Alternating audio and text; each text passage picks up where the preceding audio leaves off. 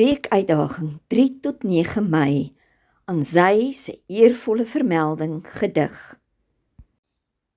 Oggendster, geskryf deur Charles Thomson.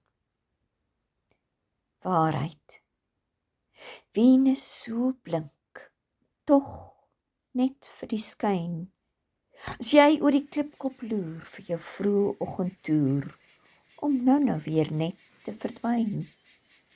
As die son sy lewe oor jou begin skyn.